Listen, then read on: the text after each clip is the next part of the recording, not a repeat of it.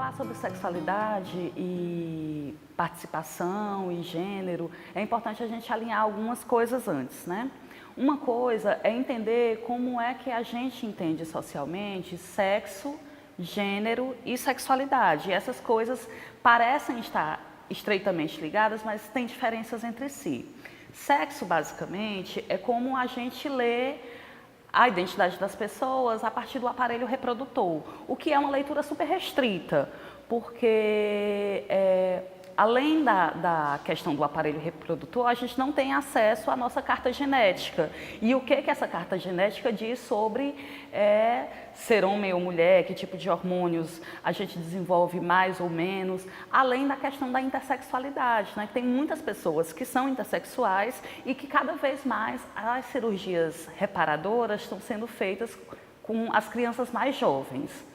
Uma outra coisa, além do sexo, é a questão do gênero. O gênero é basicamente um campo de atribuições e de construções sociais que são colocadas nas pessoas a partir do sexo, né? Então se atribui que as mulheres são femininas e que o feminino tem diversas características, como o cuidado, a fragilidade, a proteção.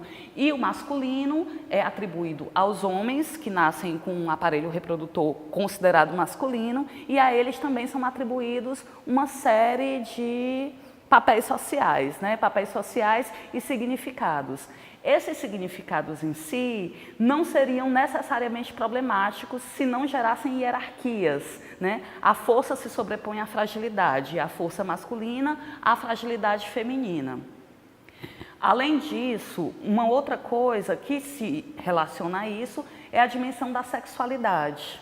A sexualidade é um conjunto de coisas, sejam objetivas com o nosso corpo, com o toque, sejam subjetivas porque é tratada do campo da cultura e é absorvida por essa cultura também, que nos dão prazer. Então, a sexualidade tem a ver com o corpo, com os elementos simbólicos que nós construímos socialmente e estão extremamente relacionadas ao nosso prazer. Acontece que a sexualidade, ela foi tomada por uma lógica reprodutiva e para isso ela foi genitalizada. Então hoje, quando a gente fala em sexualidade, habitualmente as pessoas associam a relação ou ato sexual, e esse ato sexual relacionado a pênis e vagina. A sexualidade, ela é um campo muito amplo, né? Ela tem a ver com o nosso corpo, como esse corpo sente prazer de diversas formas, como esse corpo se relaciona com a cultura e com a sociedade e, a partir disso, cria relações subjetivas que também mexem com o nosso prazer, porque o prazer não é simplesmente físico, mas também envolve dimensões psicológicas. E a questão de gênero tem a ver com a distribuição social de papéis e características a partir de uma atribuição arbitrária determinada pelo sexo biológico. A partir disso, se determina que mulheres devem ser e se comportar de um determinado modo e que homens devem ser e se comportar de um determinado modo.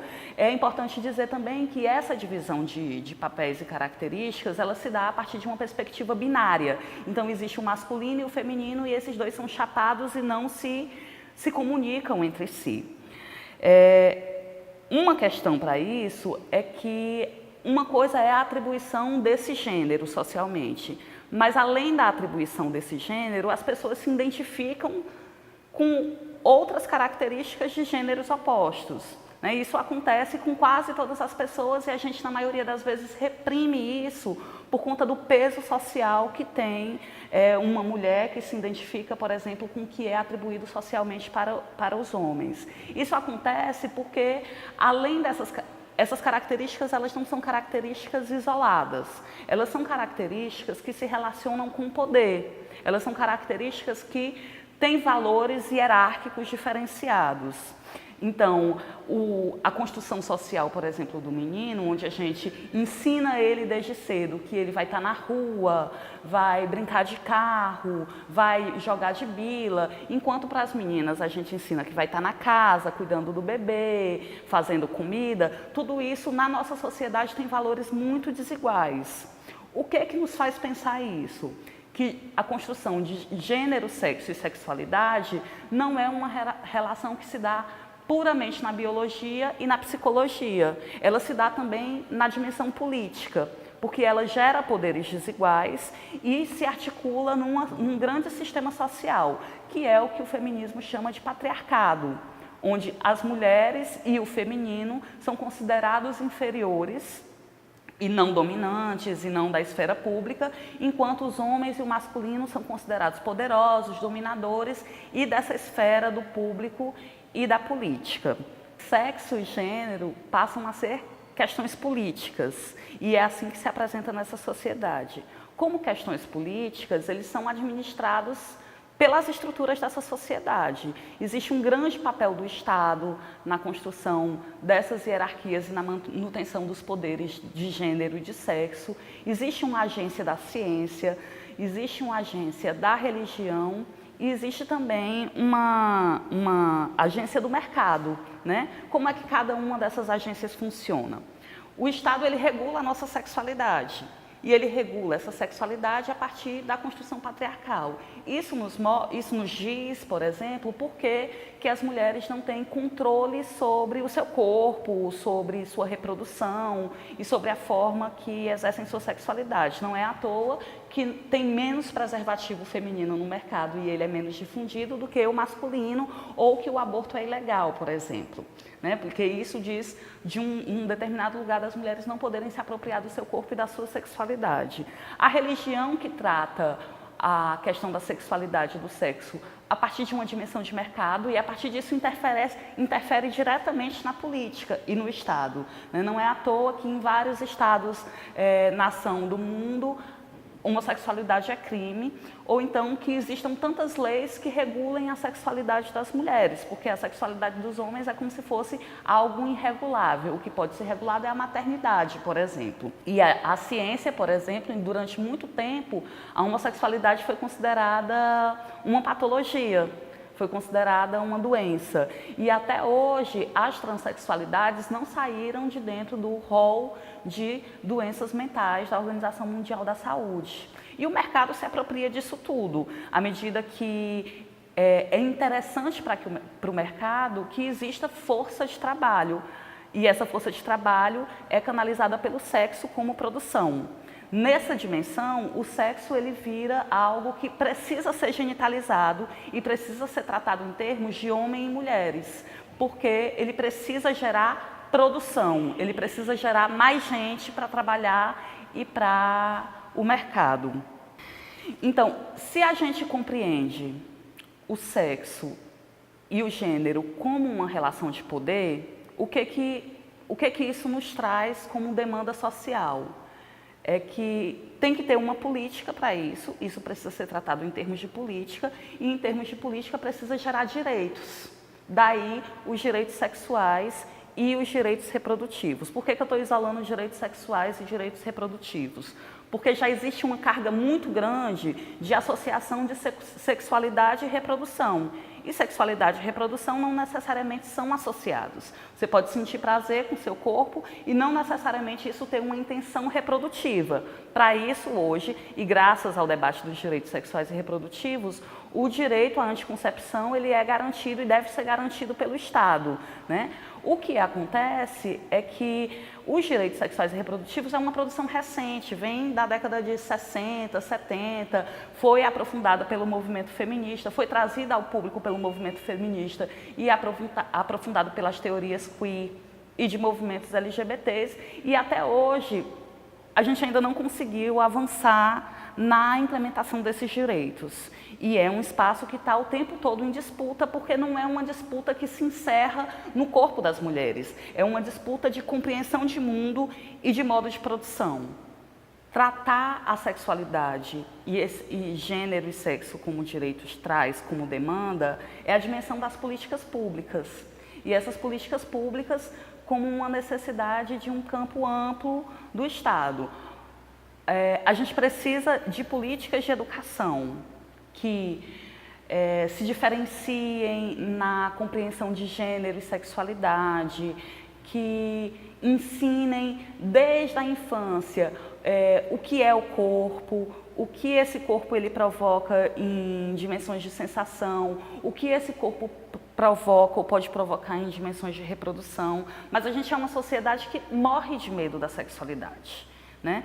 Essa dimensão da sexualidade como culpa e pecado fez com que a gente tenha tanto medo da sexualidade que a gente a gente ensina as crianças sobre corpo com uma música que é muito emblemática, que diz assim: cabeça, ombro, joelho e pé. Então, do ombro a gente consegue pular para o joelho e para o pé de tanto medo que a gente tem de falar sobre seio, sobre vagina, sobre pênis. Isso diz uma coisa do nosso campo de sexualidade. Um grande desafio é que também a educação, como gerida pelo Estado e essas relações sendo políticas, e esse Estado está em disputa, a gente passa por processos de regressão nos direitos ou na concepção do debate das coisas. A gente não trata de sexualidade com as crianças e adolescentes na escola porque o Estado está dominado pelos conservadores e esses conservadores dizem o que pode e o que não pode no campo da educação, como no campo da saúde. A gente precisa de políticas públicas de saúde que compreendam a sexualidade humana para além da reprodução. Claro que a gente precisa de uma saúde que garanta o acesso à saúde reprodutiva, mas a gente também precisa de uma saúde sexual que compreenda o corpo humano para além da reprodução e que compreenda esses prazeres e a necessidade de cuidado para além da reprodução. E também a gente precisa de uma política pública de segurança para as pessoas com relação à sexualidade.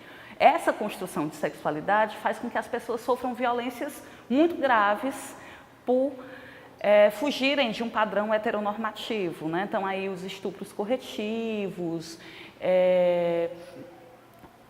o pouco acesso que as pessoas têm aos seus direitos básicos de identidade, violências homo-lesbo-transfóbicas, e a segurança pública também precisa dar respostas na proteção dessas pessoas. Mas, para isso, a gente precisa também de uma teia de compreensão muito mais ampla do que unicamente a do Estado, né? A gente precisa estar em sintonia e as pessoas precisam compreender a dimensão que a sexualidade tem com a política.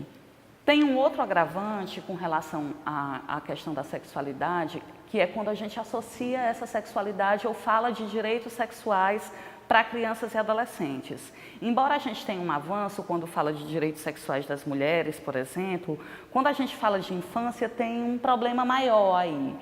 Esse problema ele não surge do nada, ele também é histórico e cultural. Nós consideramos e temos um marco legal que compreende crianças e adolescentes como sujeitos em desenvolvimento, que estão submetidos a uma proteção integral, uma doutrina de proteção integral. A gente basicamente compreende que crianças e adolescentes estão numa fase de desenvolvimento onde não tem capacidade de uma escolha autônoma em todos os campos da vida. Se a gente considera a sexualidade algo muito sério e considera que as crianças não têm capacidade de elaborar sobre a sua sexualidade, a gente não fala sobre sexualidade com elas e a gente acha que sexualidade é algo que não pode estar no campo da decisão das crianças e adolescentes. Isso entra em conflito com a necessidade que a gente tem de educar crianças e adolescentes para a autonomia, porque a infância é um momento da vida onde você se prepara para ter novas e outras experiências. E essas experiências também têm que ter a ver com graus de autonomia adequados àquela fase da vida.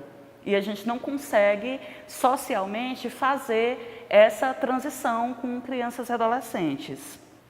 Toda essa contradição social sobre autonomia, proteção e tutela faz com que a gente sempre se pergunte, mas qual é a fase e o tempo adequado para começar a falar de sexualidade com crianças e adolescentes?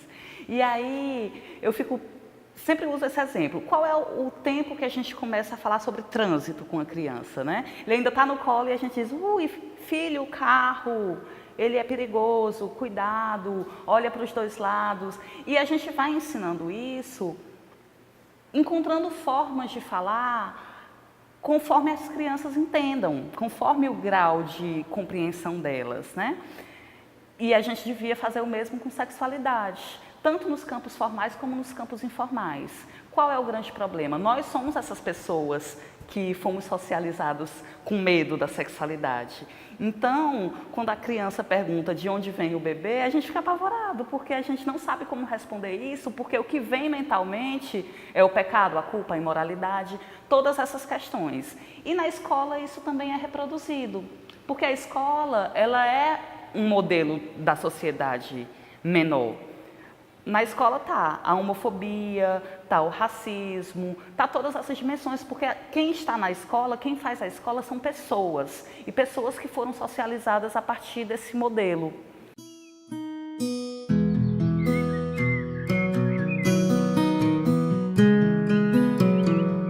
A escola, na verdade, ao contrário do que muitos pensam, que é um lugar só para estudo, só para vir ler os livros e ficar sentado escutando um professor falar coisas enquanto a gente absorve, na minha visão é algo além do que isso. Na minha visão é um lugar onde a gente consegue se tornar cidadãos para poder ir para a sociedade, onde a gente consegue formar nosso pensamento, onde a gente consegue a gente se formar enquanto gente, né? E vendo isso, a gente consegue perceber que tanto a escola e quanto a sociedade se encontram num cenário onde o machismo ele é muito predominante, onde a homofobia é muito predominante, e essas questões assustam muito, porque são muito emergenciais, né? Assim, dentro das minhas experiências enquanto ocupação, enquanto gremista, enquanto participante do núcleo de gênero aqui dentro do meu colégio, a gente pode se deparar com inúmeras situações que não são confortáveis para mulheres, não são confortáveis para LGBTs, questões de machismo, questões de homofobia, que são refletidas na sociedade. A gente que estuda no núcleo de gênero, a gente faz debates sobre a questão do feminismo, dos direitos da mulher, sobre a questão da sexualidade e tudo mais, porque muitos estudantes têm muitas dúvidas quanto a isso. Muitas meninas não têm ciência dos direitos que elas deveriam ter conquistado já há muito tempo. Muitas pessoas têm dúvidas sobre seu corpo, sobre sua sexualidade. Muitas pessoas não sabem nem o que é sexualidade. E isso vai sendo transmitido para a sociedade e as pessoas vão ficando desorientadas, sem informação. Então, a escola tem esse papel, sabe, de orientar o aluno, de formar o aluno com a cidadania. A gente procura sempre fazer eventos que busquem a questão de valorizar a mulher, valorizar a diversidade em relação à sexualidade e tudo mais, e é isso que deve existir dentro das escolas, além de matemática, além de português, além dessas matérias que a gente passa o dia todo estudando, 6 aulas por dia. É isso que deve existir dentro do colégio.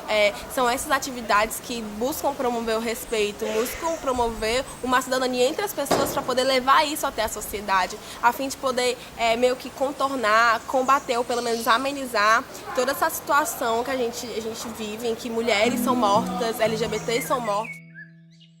Ainda tem um desafio maior, que é quem determina o que a escola é, que é o Estado. Atualmente a gente vem caminhando por um traço que nos coloca a escola como um horizonte de preparação para o mercado de trabalho e não a preparação de pessoas capazes de lidar com a vida e com todas as dimensões da vida, né? Isso é super preocupante, porque se você não abordar questões como gênero, como gravidez, como proteção, como corpo e prazer na escola, essas crianças e adolescentes possivelmente não cheguem ao mercado de trabalho de uma forma tranquila e saudável, não cheguem à universidade, não cheguem a vários campos da vida, porque a sexualidade ela rebate em diversos campos da nossa vida, né? E uma outra coisa é que a gente precisa de uma educação mais ampla e uma educação que nos ensine a lidar com diversidade. E aí eu não falo só da diversidade sexual, né? Lidar com pessoas lésbicas, gays, travestis e transexuais, mas a sexualidade como a educação para a diversidade como uma construção de que esse mundo é muito grande e que a gente tem que se respeitar, independente das opções e posições individuais, né? Esse é um desafio muito grande para a escola.